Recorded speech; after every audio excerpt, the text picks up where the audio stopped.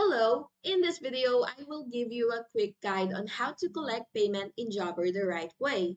And of course, you have to make sure that you've already completed the job and you can create one by going to the job section right here. And if you've already completed the job, you will have to head to the invoice section, which is on the left menu as well. And just click that and wait for it to load. You can either create your voice invoice or a new invoice. Just click that button right here, whatever works.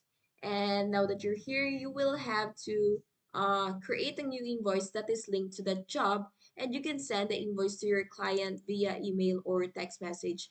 And if you've connected a payment integration like Jabber Payments or Stripe, your client can pay online using a credit card or bank transfer. And for offline payments like cash or check, you can manually record the payment in the invoice, and Jabber will make it easy for you to track which invoices are sent, viewed, paid, or overdue, and it will help you to stay on top on your cash flow. That's basically it. Please like and subscribe if this was helpful.